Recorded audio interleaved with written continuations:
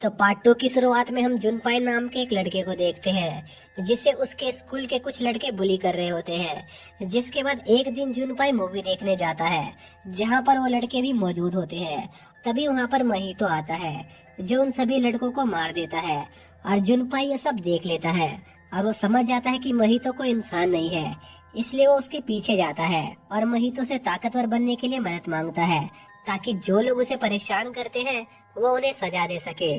जिसके बाद हम उस थिएटर का सीन देखते हैं जहां पर पुलिस उन मर्डर की इन्वेस्टिगेशन करने आई होती है, लेकिन जुजुत्सु सॉर्सर इस केस को ओवरटेक कर लेते हैं क्योंकि इसमें एक कर्ज शामिल होता है।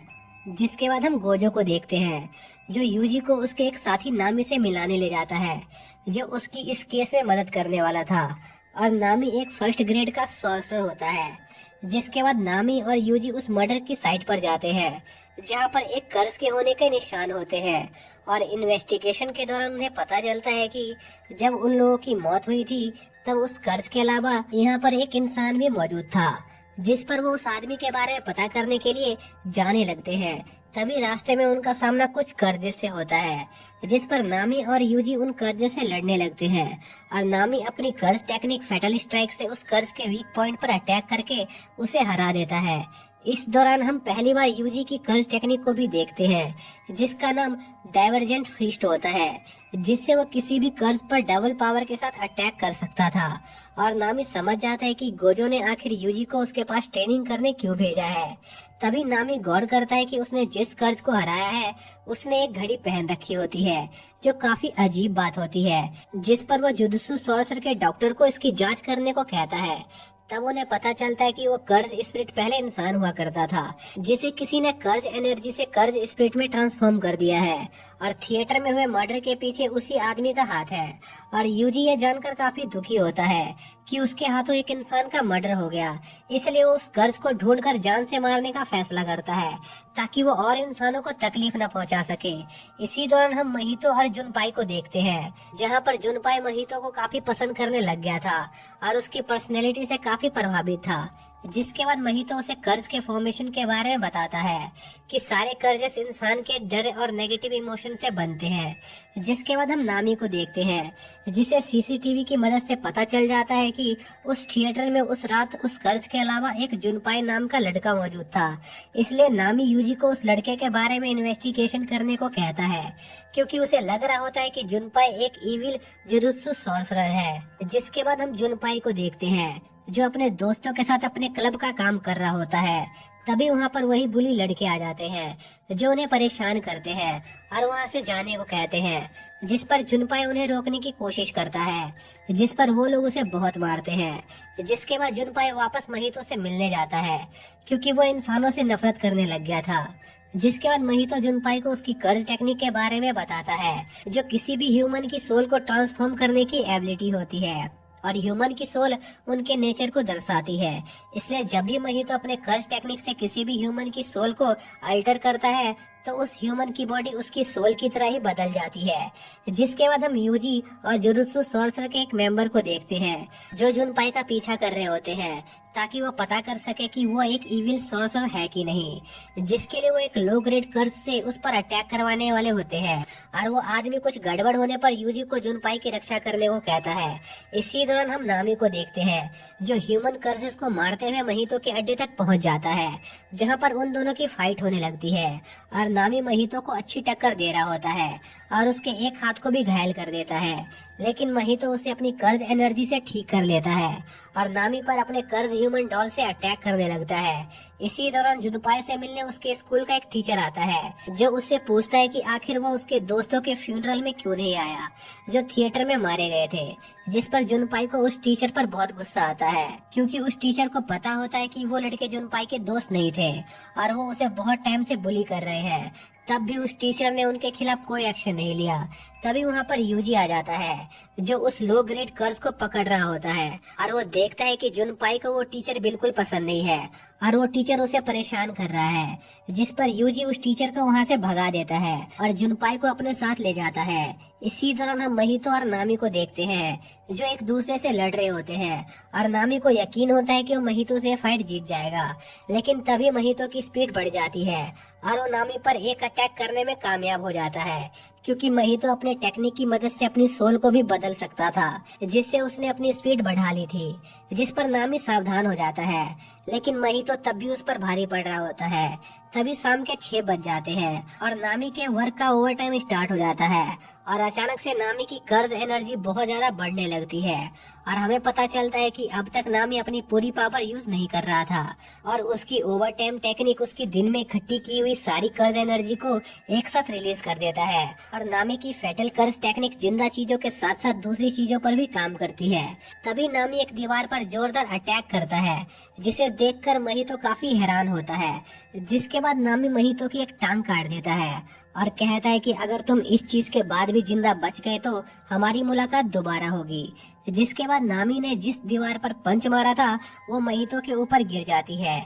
जिसके बाद हम यूजी को देखते हैं, जो जुनपाई की इन्वेस्टिगेशन कर रहा होता है और जुनपाई को पता होता है कि यूजी एक जुजुत्सु सॉर्सर है, क्योंकि महितो ने उसे जुजुत्सु सॉर्सर के बारे में बता दिया था और साथ में ये भी बता दिया था कि वो उससे मिलने आएंगे। जिसके बाद यूजी जुनपाई से थिएटर में हुए मर्डर के दौरान किसी अनजान आदमी के देखे जाने की बात पूछता है, जिस पर जुनपाई साफ मना कर देता है और कहता है कि वो कुछ समय पहले से ही इन कर्जेस को देख पा रहा है। तभी वहाँ पर जुनपाई की मॉम आ जाती है, जिन्हें लगता है कि यूजी जुनपाई का दोस्त है और वो यूजी को उनके घर खाना खाने बुलाती है, जिस पर यूजी तैयार हो जाता है। जिसके बाद हम गैटो को देखते हैं, जो महितो से मिलने आया होता है और महितो उस लास्ट अटैक से जिंदा बच गया होता है और वो यूजी को लेकर कोई प्लान बना रहे होते हैं। इसी दौरान हम नामी को देखते हैं, जो महितो से लड़ने के बाद काफी घायल हो गया होता है और अपने साथी को तुरंत जुजुत्सु टेक के डॉक्टर के पास चलने को कहता है ताकि वो अपना इलाज करा सके। जिसके बाद नामी को समझ आ जाता है कि महितो को एग्जिस्टेंस में आए हुए ज्यादा समय नहीं हुआ है और वो अभी उस कर जितना पावरफुल नहीं है जिसे गोजो ने फाइट की थी, लेकिन समय के साथ वो और ज्यादा पावरफुल हो जाएगा, इसलिए उन्हें जल्दी उसे खत्म करना होगा। जिसके बाद हम यूजी को देखते हैं, जो जुनपाई के घर पर डिनर करता है और उसे वहाँ बहुत मजा आता है और उसकी मदद थक कर सो जाती है। जिसके बाद जुनपाई यूजी से पूछता है कि क्या वो एक जुजुत्सु सॉर्सर है और उसने कभी किसी की जान ली है, जिस पर यूजी कहता है कि वो एक जुजुत्सु सॉर्सर है, लेकिन उसने आज तक किसी की जान नहीं ली और वो कभी भी किसी की जान नहीं लेगा, चाहे वो उसका दुश्मन ही क्यों न हो, क्योंकि ऐसा करने से वो अपने करीबी लोगों की लाइफ की वैल्यू को भूल जाएगा। और जुनपाई को यूजी की बात काफी सही लगती है। जिसके बाद यूजी वहाँ से चला जाता है और रात में जुनपाई की माँ जाग जाती है और उन्हें टेबल पर सकूना की एक फिंगर मिलती है। तभी उन पर पीछे से एक कर्ज अटैक करके उन्हें मार देता है और महितो जुनपाई को बताता है कि यह सकूना के वेसल ने किया है और शायद से वो स्कूल का ही कोई लड़का होगा।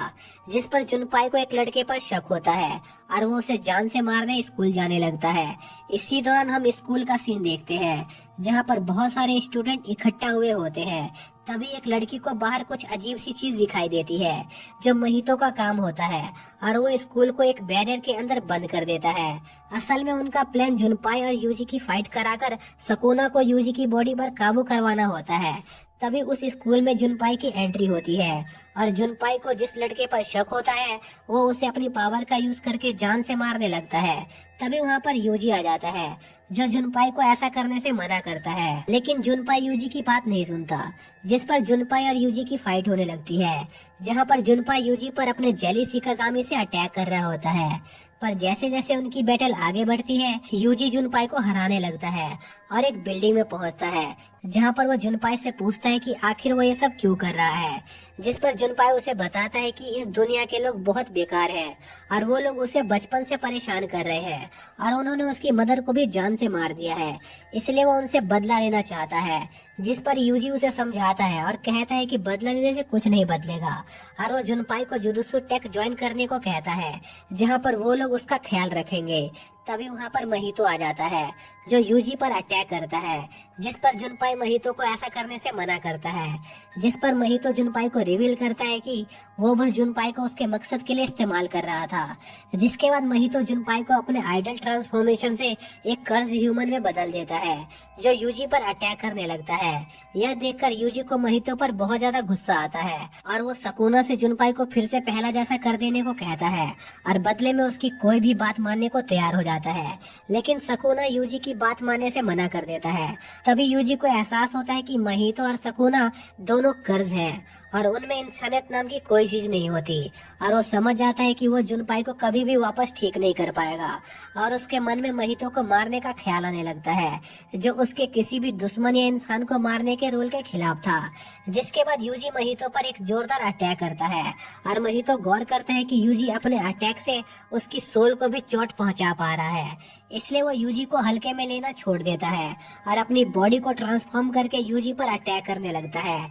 लेकिन यूजी गुस्से में महितो को बहुत मार रहा होता है जिसमें यूजी खुद भी घायल हो जाता है। तभी यूजी महितो पर एक अटैक करने वाला होता है लेकिन महितो अपनी बॉडी को नुकीला करके यूजी को बहुत घायल कर देता है और यूजी पर अपने आइडल ट्रांसफॉर्मेशन का यूज करके उसकी सोल को बदलने की कोशिश करता है। और इस दौरान यूजी के माइंड में महितो का सामना सकूना से होता है जो महितो को उसकी सोल को छूने से मना करता है और अगली बार ऐसे करने पर जान से मारने की धमकी देता है। और सकूना को सामने देखकर महितो काफी डर जाता है और हिल भी नहीं पाता है। इसी मौके का फायदा उठाकर यूजी महितो पर अटैक करता है लेकिन तभी महितो यूजी के पीछे आ जाता है और उस पर एक अटैक करने वाला होता है लेकिन नामी वहां आकर उसे बचा लेता है और नामी देखता है कि यूजी के अटैक महितो पर काम कर रहे होते हैं और किसी कारण महितो यूजी को मार नहीं पा रहा होता है। जिस पर नामी महितो को मारने में यूजी की मदद मांगता है क्योंकि उसके अटैक से महितो को कोई डैमेज नहीं होता था। जिसके बाद यूजी और नामी महितो से फाइट करने लगते हैं और महितो का कोई भी चाल उन पर काम नहीं कर रहा होता और वो बस अपनी सोल को चेंज करके उनसे बच रहा होता है और वो सोचता है कि उसे पहले नामी को जान से मारना चाहिए क्योंकि उसके अटैक उस पर काम नहीं करते थे। जिस पर महितो कुछ कर्ज ह्यूमन को यूजी पर अटैक करने छोड़ देता है और खुद नामी से लड़ने लग जाता है और हम देखते हैं कि यूजी उन कर्ज ह्यूमन को नहीं मारना चाह रहा होता है क्योंकि वो पहले ह्यूमंस हुआ करते थे और यह बात महितो को पता होती है। और दूसरी तरफ नामी और महितो की फाइट हो रही होती है। तभी यूजी नामी की मदद करने आ जाता है और उसने उन ह्यूमंस कर्ज को मार दिया होता है क्योंकि वो खुद भी अपनी मौत चाह रहे थे। जिसके बाद यूजी और नामी महितो को बहुत बुरी तरह मारने लगते हैं और महितो को लगता है कि अगर ऐसा ही चलता रहा तो जल्दी उसकी मौत हो जाएगी। तभी महितो पहली बार अपने डोमेन एक्सपेंशन परफेक्टेड बॉडी का यूज करता है और नामी को उसके अंदर फंसा लेता है और यूजी उस डोमेन के अंदर एंटर नहीं कर पा रहा होता और नामी समझ जाता है कि इस डोमेन के अंदर उसे महितो के अटैक 100% लगेंगे और वो महितो के आइडल ट्रांसफॉर्मेशन अटैक से नहीं बच सकता है और वो अपनी मौत को एक्सेप्ट कर लेता है। लेकिन तभी यूजी उस डोमेन को बाहर से तोड़कर अंदर घुस जाता है और महितो का अटैक यूजी को दोबारा लग जाता है जिससे महितो गलती से दोबारा सकूना की सोल को छू लेता है।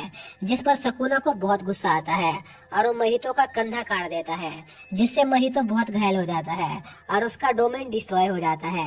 यह देखकर यूजी महितो को जान से मारने के लिए उसकी तरफ बढ़ने लगता है जिस पर महितो अपनी बॉडी को बहुत बड़ा कर लेता है और यूजी का अटैक जैसे ही उसे लगता है वो टुकड़ों में टूट जाता है और अपने कोर को वहां से लेकर बचकर भागने में कामयाब हो जाता है। और महितो को सकूना को देखने के बाद ये यकीन हो जाता है कि भले ही वो सभी मारे जाए लेकिन अगर वो सकूना को इस दुनिया में लाने में कामयाब हो गए तो दुनिया पर सिर्फ कर्ज का राज होगा। जिसके बाद हम यूजी को देखते हैं जो उन कर्जेस ह्यूमन को मारने के लिए खुद को जिम्मेदार मान रहा होता है। जिस पर नामी कहता है कि उसे इस बात पर ध्यान नहीं देना चाहिए और देखना चाहिए कि वो अपनी पावर से कितने लोगों की जान बचा रहा है क्योंकि आज नामी सिर्फ उसकी वजह से जिंदा है। जिस पर यूजी अपना लोगों को बचाने के अलावा एक नया गोल बनाता है जो महितो को जान से मारने का होता है। जिसके बाद हम जोगो और बाकी स्पेशल ग्रेड कर्जेस को देखते हैं और अब तक महितो भी पूरी तरह से रिकवर हो चुका होता है और वो अपने सभी साथियों से कहता है कि उन्हें गेटो के प्लान पर काम करना चाहिए क्योंकि अगर एक बार सकूना रिवाइव हो गया तो उनका प्लान कामयाब हो जाएगा। जिस पर गेटो उन सभी को पहले जुजुत्सु टेक पर अटैक करके सकूना के सारे फिंगर्स को कलेक्ट करने को कहता है। जिसके बाद हम यूजी यूजी को देखते हैं, जो इतने लंबे समय बाद मेगुमी और अपने बाकी दोस्तों से मिलने के लिए एक्साइटेड होता है।